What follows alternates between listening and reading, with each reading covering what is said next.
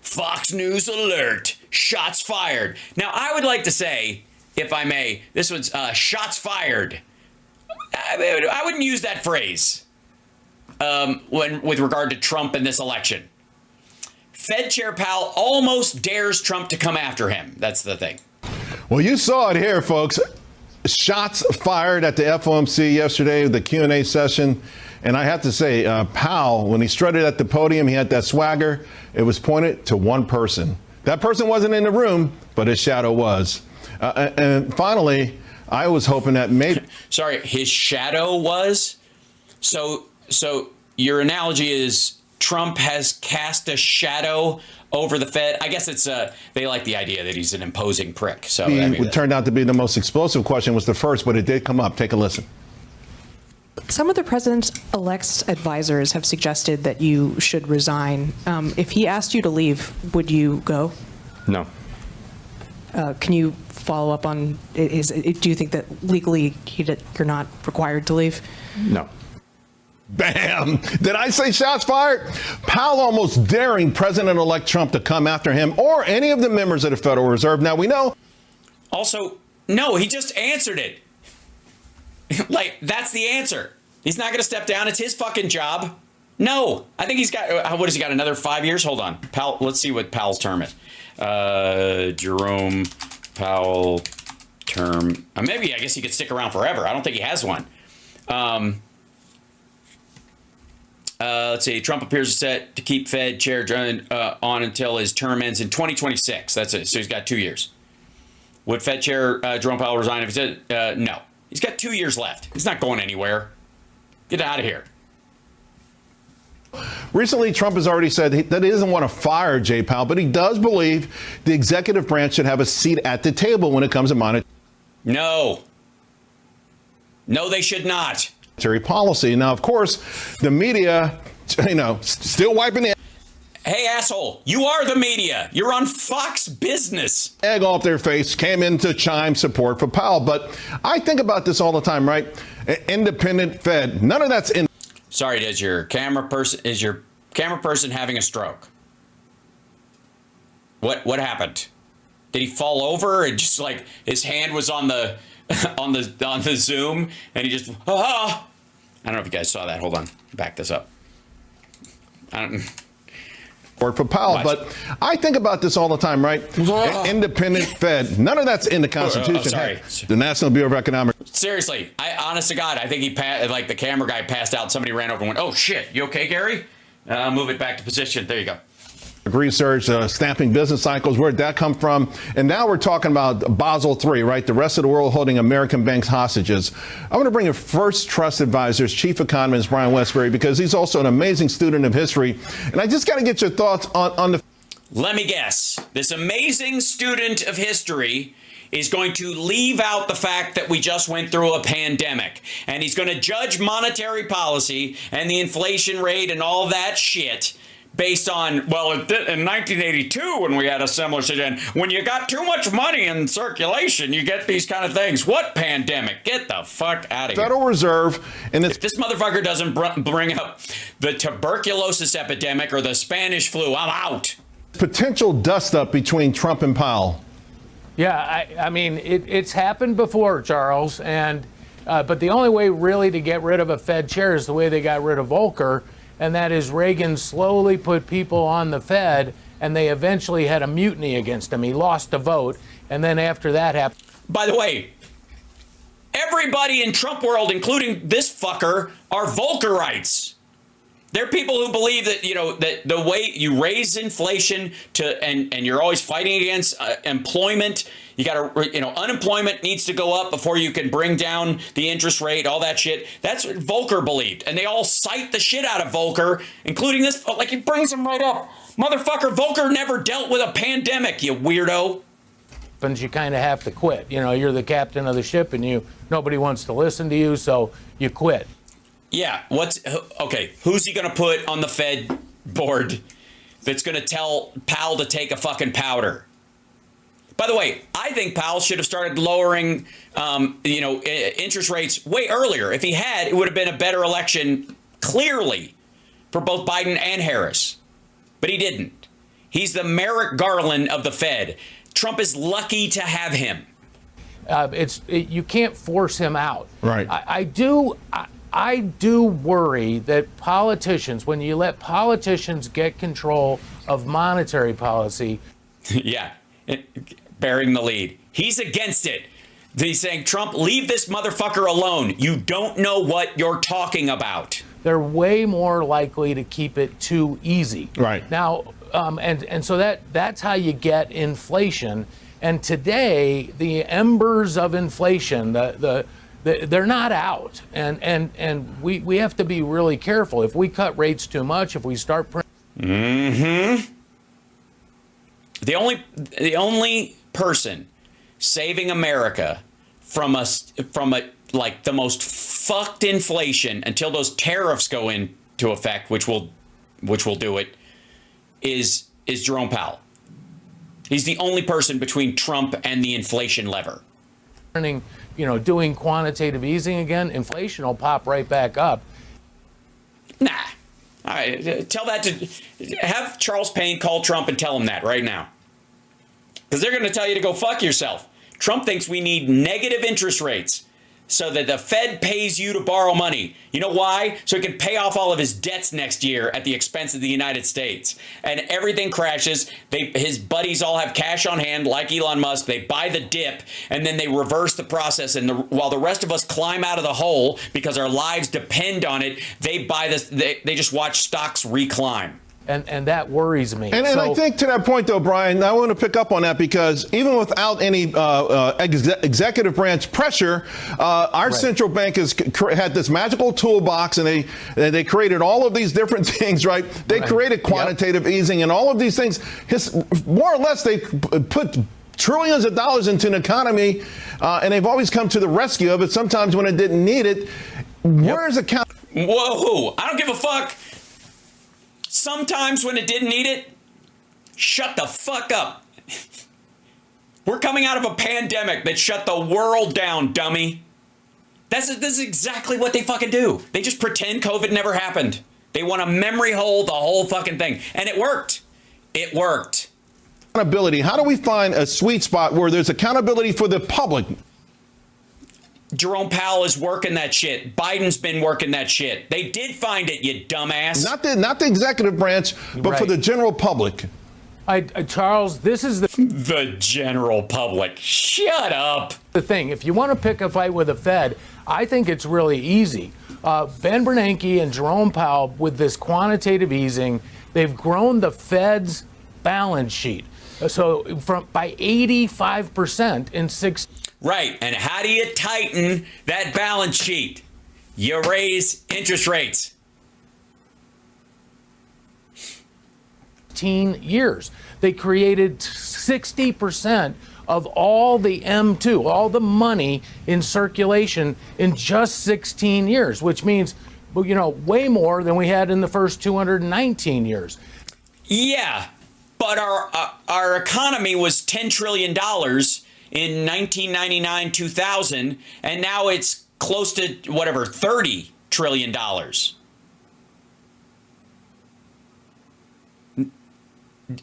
We also, I don't know if you noticed this, people didn't even have fucking home computers by and large until the early to mid 90s. They've increased their power. They've increased their staff. I mean, people don't understand this. We've increased our economy. We're still the richest country in the world. Our currency became the world's currency without us firing a shot to protect it. As much as the people who think Iraq was about that, they're fucking lunatics. The Federal Reserve has staffers focused on climate change. They have staffers in Chicago focused on lead in water pipes. Yes. Because of long-term costs. And community engagement and all kinds of activist positions. The Fed shouldn't be involved in any. Oh, my God. Shut the fuck up. Either you like the policy of the Fed or you don't. The budget of the Fed is not in question. What are you going to do? Cut $10,000 a year out of every Fed position? You're going to lower everybody's salary. You're going to cut 17 jobs at the Chicago Fed office. Because you don't like, you think the department where they file one report a year is breaking the fucking bank, you weirdo? You fucking nuts? This asshole, like, Trump dumped somewhere between $6 and $12 trillion onto our balance sheet during his presidency, willy fucking nilly, largely to do with his tax cuts, not even including COVID, because again, you can't patch a $20 trillion hole with $9 trillion. I don't care how hard you fucking try. You need more spackle, dumb fuck. And you're going to tell me that the cost of them doing like a once a year report on what will it cost us if there's erosion in these areas? Will it slow down business and therefore cut into the coffers of the Fed over the course of the next 10 to 20 years? Is that going to materially affect the input of taxes into it? Are people going to have abatements? Are they going to have tax breaks and shit like that to rebuild their offices if they fall in the fucking lake? What do you think that shit costs? Especially now. Listen to this dumb motherfucker. What is wrong with you? You know where Fox Business needs to cut the fat.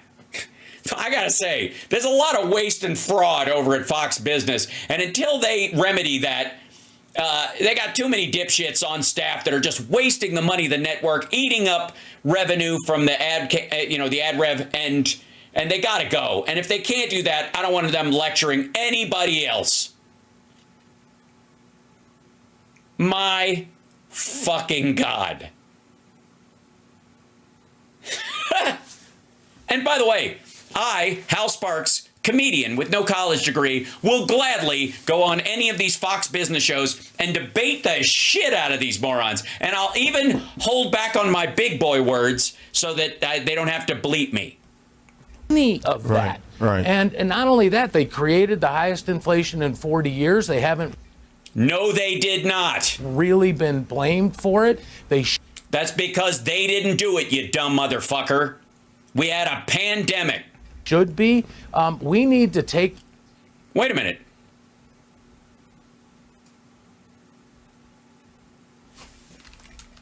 Hang on. Wait.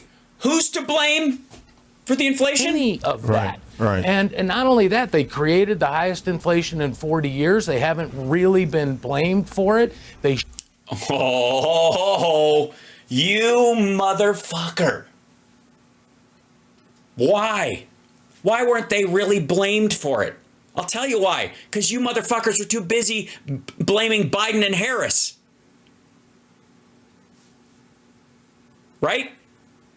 If it's the fucking Fed's fault and politicians have no control over Fed policy, Biden surely hasn't. He's been hands off, or he just strangled that motherfucker last year and have him drop it back down a whole point over the course of 2023. But he didn't. He let them do their fucking job. And you're trying to tell everybody now, right after the fucking election on Fox Business, that the fucking Fed is responsible for this. What the fuck? Okay. Look. I do not want to encourage him to pull back on this talking point. I would like him to repeat this everywhere. I want Trump to start bitching about Powell because he's listening to this dickhead and Larry Kudlow. And I want, all these assholes to go, God damn it. The Fed created this inflation and now they're not playing ball with us. And then I want everybody, as soon as that shit starts, to go, hang on a second. You dough-headed tits are now going to say it's the Fed's fault after you were blaming Biden and Harris, and when it goes up because of your monetary policy and specifically Trump's tariffs, you're gonna what are you going to do? This is leftover inflation from what Biden caused, which we no longer blame on Biden. We blame the Fed, motherfucker. It's going to be good. Should be. We need to take. Trump is going to have a fucking stroke in the spring from this stuff. He's going to go in there and whip his teeny little mushroom dick out and try to use it to sign his fucking tariffs, executive order.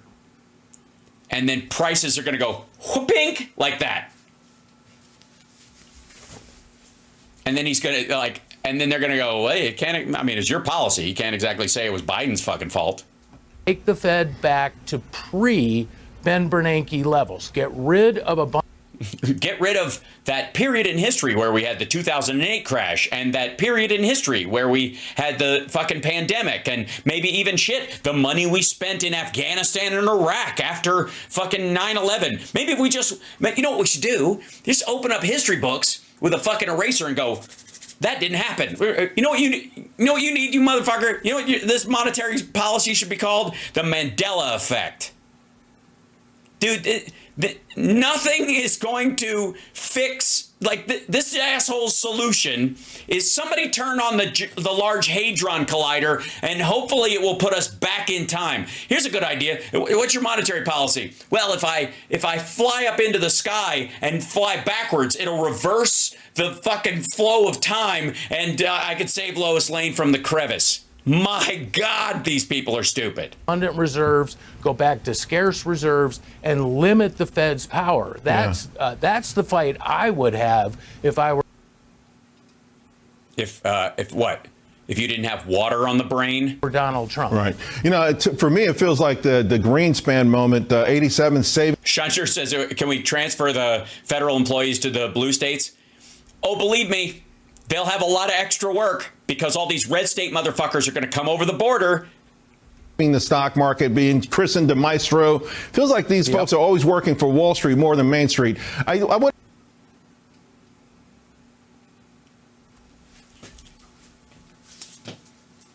Anybody on Main Street wear that style of suit? For real.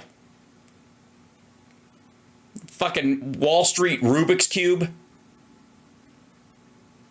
Get the fuck out of here. Wall Street versus Main Street. That should, you know, like, they serve Wall Street over Main Street should be the Fox Business byline. Just less than a minute to go. Basel III has been a bone of contention. Just how much control should, again, one of these global agreements have over American banks?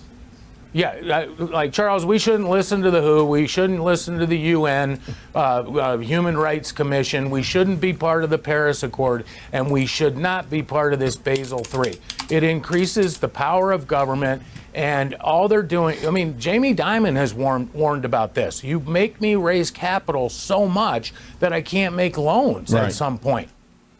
Okay. Basel III, by the way, is a regulatory accord that banks have to do, that they have to have. This is the capitalization issue. You got to have this money on hand. And why do we have to do that? Because of fucking 2008 and the fact that it gutted everything. And yeah, so, okay. Let's see if I can bring up. Yeah, here you go. This is this up.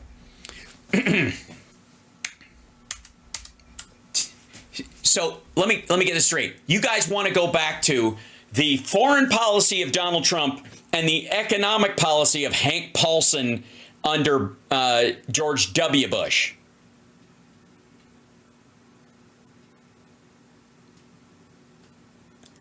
Understanding Basel III. Basel Faulty 3, I like to call it. The regulations date back to the wake of the 2007-2009 financial crisis. What? What was that? I don't even remember. Did that happen? Who's talking? What? That was just I remember this sweet roll from the I'm the decider guy right into the cool black guy who could play basketball, who's really smart, and because he was the first black president, couldn't legalize marijuana because everybody would relate it to his race, and so it was really uncomfortable, and he was supposedly divisive just because of his skin color. It was that upsetting to half of these assholes. All right. When financial watchdogs worldwide met to discuss ways to avoid a similar catastrophe in 2009, they agreed through the International Basel Committee on Banking Supervision to develop minimum capital leverage, the liquidity requirements to ensure major banks could survive another upheaval. The final components of Basel III, known as the Basel III Endgame in the United States, designed and set to be implemented by regulators at the Federal Reserve, the Federal Deposit Insurance Corporation, and the Office of the Comptroller of the Country, was set out for comments in mid-2023. The lobbies like Bank Policy Institute have taken the airwaves and online, warning the suggested regulations, which target only about 37 U.S. banks with holdings of $100 billion in assets or more, would put young families' dreams of home ownership and small business expansion plans at risk. The banks claim that reforms would not make them any more stable and would have knock-off effects on their ability to lend funds to those with less credit, including minorities who have historically faced problems obtaining credit from the American financial institutions. You have to let us loosen it up. Why? Oh, they're trying to make me snap. That's what it is. They're like, this guy's handling it. He's too cool. He's too cool. He's having too much of a good time. He knows we're gonna fuck up, and he's using his insight into that to relax into this stuff. Let's try to make him snap. Does anybody remember who these motherfuckers blamed for the 2008 crash? Anybody have any idea? Anybody in the chat room? Come here. Anybody remember who they blamed? Wouldn't be, Obama would be one thing. Wouldn't be poor black people and minorities and poor white people with bad credit who bought houses they couldn't afford. Remember that shit? Remember? I mean, they blamed Obama for everything afterwards, but who did they blame the crash on? Oh, that's what happened. We loosened the thing, and then all these black people got houses they couldn't afford. Shit. And why do the banks now say, we gotta learn this Basel thing, we're worried? Because if you make us keep more money on hand, then we won't be able to loan money to minorities who have historically faced problems obtaining credit from American financial institutions and people with less credit.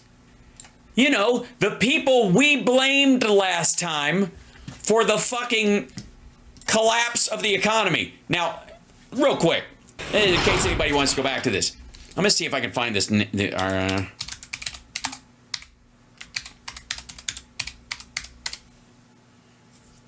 Yeah, this motherfucker.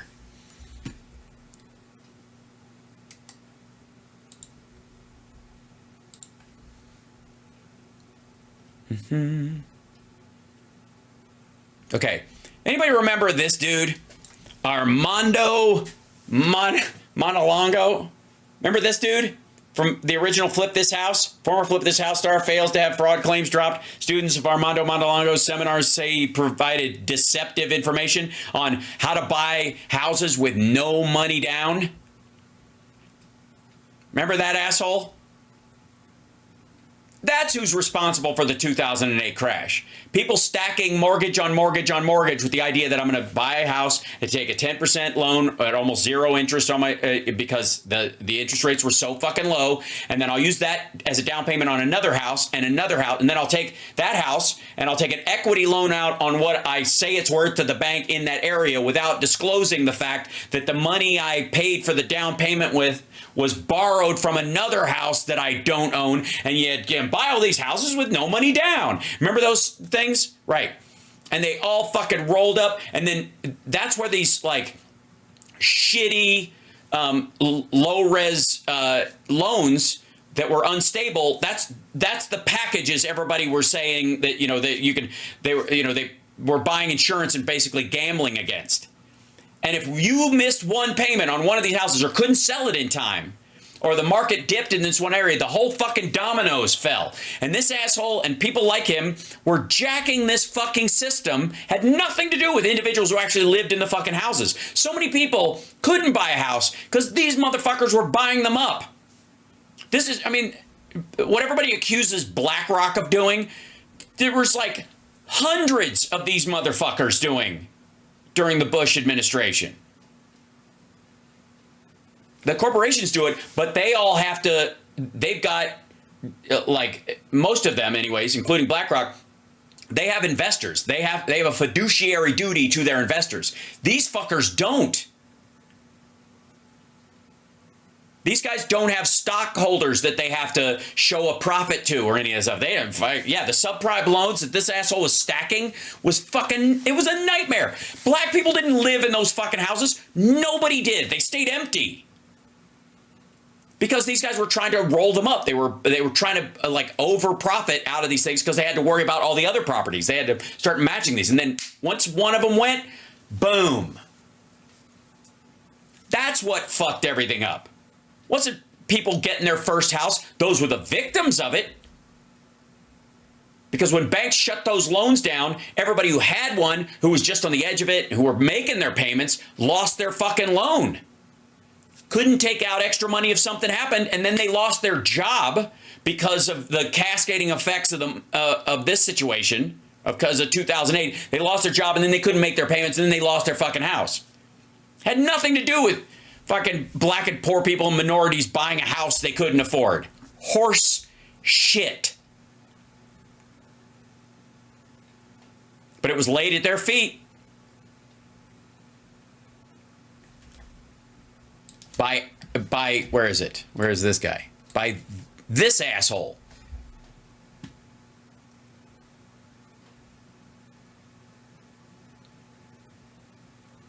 And now he and Charles Payne are talking about, we got to get out of this Basel bullshit, which was put in place to stop that shit.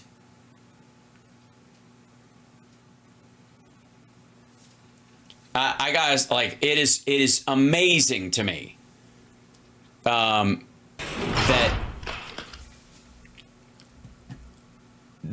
because of people like Joe Rogan, who seem to like grind on the fucking Kennedy assassination and the fucking moon landing and Area 51 and every like fucking 18th century map that proves the fucking world is flat, don't remember 2008. Can't remember the fucking pandemic. And what they do remember is they memory hold all the reality of it. And just bought, like, I mean, arguably they believe that he's like, now I believe that we really did land on the moon, but COVID was fake. That's where he is right now. And by the time he figures out, you know what, COVID was real, and we've had a couple of them ever since, and Iran and Russia used it as a dry run and realized, oh shit, because of COVID and the political discord we helped foment, people won't wear masks and social distance because they consider it a political thing. So we can kill off half the American populace if we release some sort of a pathogen.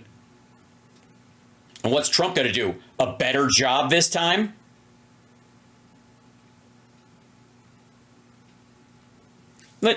Let me run you through a nightmare scenario that more than likely won't happen. But let me tell you, if your job was to lower the population of a country you hated and you wanted to kill everybody there, but you're like, you know what? This country's got a really well-designed response. They've got a pandemic response plan and a team in place. And if we do it, it's just not going to work. It's like a dispersal of a bioweapon. It will just scatter. It might get some people, but basically they'll be able to contain it. What we have to do is release a less damaging pathogen that kills a bunch of people so it's scary, but not enough where people consider it serious after a certain amount of time.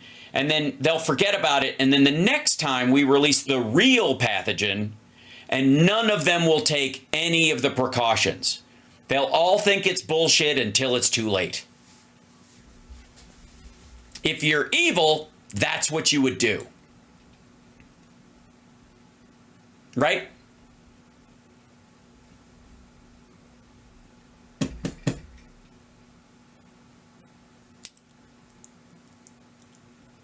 So, now, granted, do I think that's going to happen right now? No, because I think anybody who try it is so on the back foot that they're too busy killing their own people. Thank God. And only because Joe Biden showed up and Trump didn't do 2 consecutive terms did we avoid that very scenario. This next time around, the people surrounding him are, again, much like the hedonists that surround Putin. They don't want to go to the fucking promised land. They're not looking for 72 virgins or to sit on the side of Jesus Christ and you know, on the other side. They want to live long lives until they can get their brains put in robots. The irony that the fucking transhuman movement finally has its hero in the White House is hilarious. So those people will figure out a way to protect themselves. Don't give them any ideas. It's already the idea acumen. Right? And again, Trump hasn't gotten any better at this. In theory, the only hope we have is that the people around him want to survive and or they're not in on it. And that's the biggest worry is Elon Musk. Because RFK Jr. will be the guy who tees up the possibility of it. If we're going to suffer a genuine bioweapon attack, the guy who tees it up, allows it to happen, will be RFK Jr. And that's got to be part of the conversation. That has to be part of the conversation. If we're attacked by a bioweapon, the person that will pants us and slow our response to it will be RFK Jr. He will make sure we're slow on the response. We'll still have a valid response because there'll be an override left over from the fucking Cold War that the military will do, and states will take all kinds of precautions and shit like that. But nationwide, and again, it's all going to be red states, kids. If you live in a red state, I gotta say, you gotta be careful. I say, Hal, I'm sorry, Hal, but I really want to see you play a villain in a movie. I understand.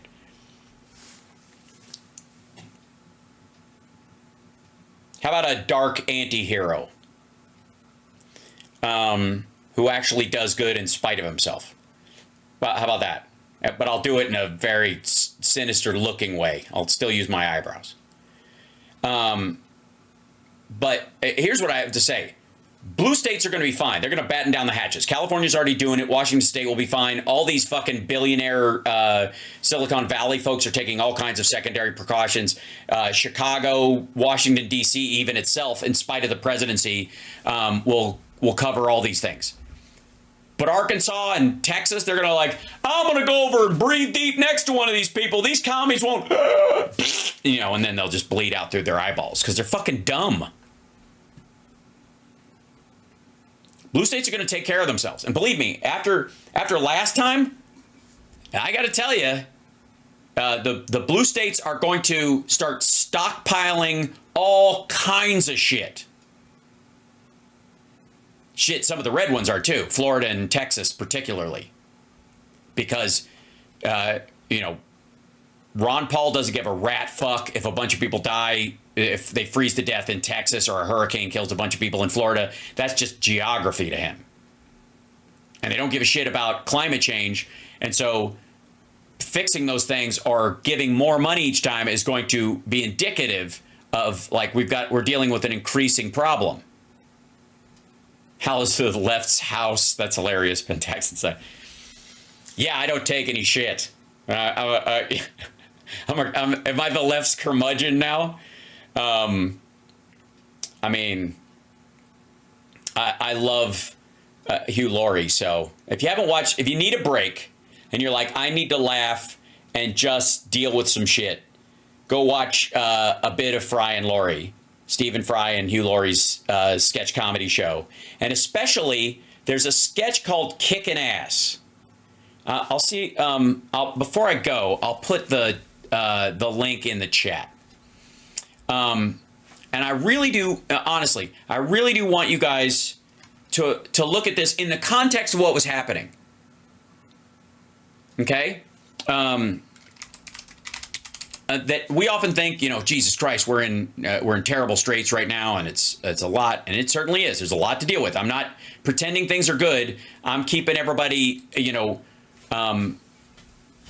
off their edge and away from their anxiety, so they deal with it as better than anybody. Okay, Because even if an asteroid hits the Earth, there's going to be survivors, and I would rather it be the good people. So, let's see. Fry and Lori kicking ass. I can't play it on here. Let's see. See which one's good. Thank you. Okay, there we go. So I'm gonna take this clip and I'm gonna put it in the chat right now. And I want you to watch this in context and remember what we've been through before, because sometimes the threat of what we experience, it always looks darker if you're not reminded, like, we've been through stuff like this before, and we certainly have, and other people in the world have been through far worse. And we must keep our wits about ourselves and keep our stoic optimism in place and know that life is not about what happens, but how you react to it.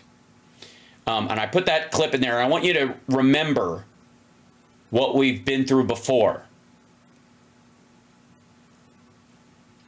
Yeah? Yeah, I'm not sugarcoating anything. I'm attacking this stuff head on. I'm not going to be afraid to call maggots anymore, or call out Trump and his bullshit, or pretend that just because they won the election that what they were saying before is somehow stopped being bullshit. Not going to happen. Oh my God, what if they do what they're saying they're going to do? It's going to fail. And if they take credit for Biden shit, I'm going to call him out for it. And if he's at a fucking ribbon cutting for a chip fab that was paid for by the Chips and Science Act, we're going to dunk the shit out of this motherfucker. And we're going to survive. And then we're going to write this, and we're going to figure out a way to communicate our truth in a way that it doesn't land on deaf ears in the future. Because that's on us. I am not changing my ethics, my morals, my beliefs at all. I may reshape how I say it, because you gotta consider your audience,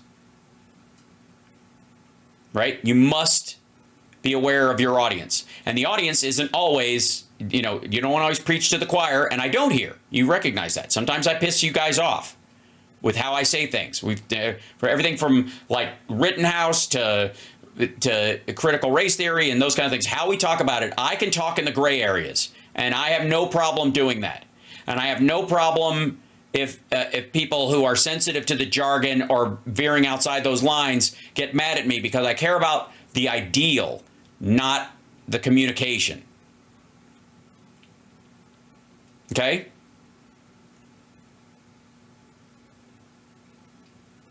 And if there's such a thing as tonic masculinity, which I believe there is, this is where you get it. This is who you get it from. And I guess in the end, all we can really worry about, I guess, is the kidney. Because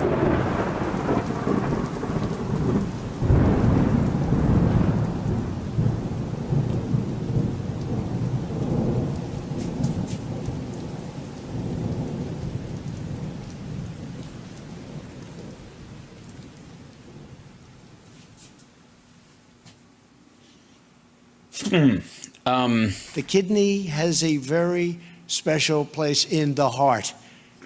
yeah, that dude's brilliant.